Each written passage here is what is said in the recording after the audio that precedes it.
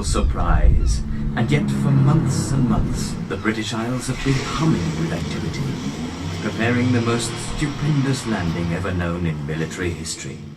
From midnight until 3 a.m., paratroopers jump, commandos land in gliders, and search for their rallying points in the dark night among bewildered Germans.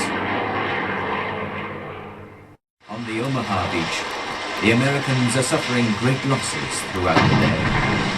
They're unable to surmount the sea wall and being swept by enemy fire.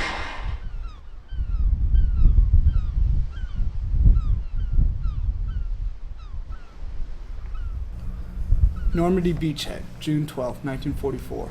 Due to a last-minute alteration in the arrangements, I didn't arrive on the beachhead until the morning after D-Day, after our first wave of assault troops had hit the shore. By the time we got here, the beaches had taken, and the fighting had moved a couple of miles inland. All that remained on the beach was some sniping and artillery fire, and an occasional startling blast of a mine geysering brown sand into the air. That, plus a gigantic and pitiful litter of wreckage along miles of shoreline. Now that it is over, it seems to me a pure miracle that we ever took the beach at all. For some of our units, it was easy, but in this special sector where I am now, our troops faced such odds that our getting ashore was like my whipping Joe Louis down to a pulp. I want to tell you what the opening of the second front in this one sector entailed, so that you can know and appreciate and forever be humbly grateful to those both dead and alive who did it for you.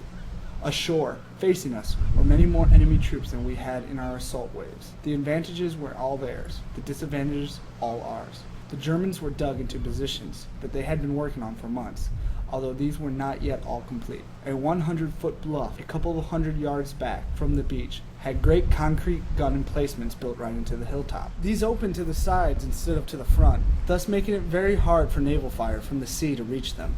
They could shoot parallel with the beach and cover every foot of it for miles with artillery fire. Andrew Keithley, Cadet, IU Army ROTC, Chesterton, Indiana. Normandy beachhead, June 16, 1944. I took a walk along the historic coast of Normandy in the country of France. It was a lovely day for strolling along the seashore. Men were sleeping on the sand, some of them sleeping forever. Men were floating in the water, but they didn't know that they were in the water, for they were dead. The water was full of squishy jellyfish, about the size of your hand. Millions of them. In the center of each of them had a green design exactly like a four-leaf clover. The good luck emblem.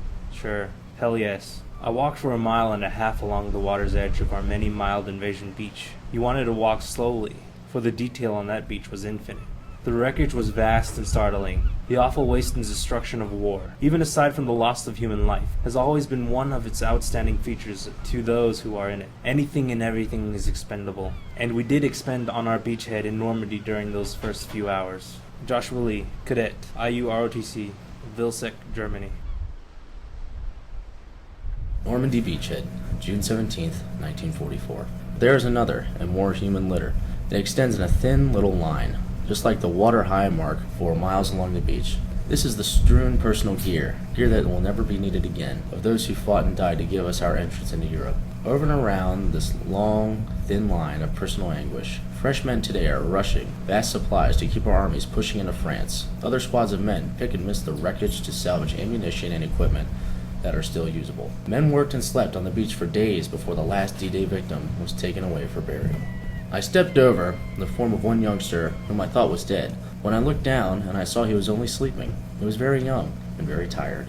He lay on one elbow, his hand suspended in the air about 6 inches from the ground, and in the palm of his hand he held a large smooth rock. I stood and looked at him in a long time. He seemed in his sleep to hold that rock lovingly, as though it were his last link with the vanishing world. I have no idea at all why he went to sleep with a rock in his hand, or what kept him from dropping it once he was asleep. It was just one of those little things without explanation that a person remembers for a long time. The strong swirling tides of the Normandy coastline shift the contours of the sandy beach as they moved in and out. They carry soldiers' bodies out to the sea, and they later return to them. They cover the corpses of heroes with sand, and then in their whims they uncover them. As I plowed out over the wet sand of the beach on that first day ashore, I walked around what seemed to be a couple of pieces of driftwood sticking out of the sand, but they weren't driftwood. They were a soldier's 2 feet. He was completely covered by the shifting sands except for his feet. The toes of his GI shoes pointed towards the land he had come so far to see, and which he saw so briefly.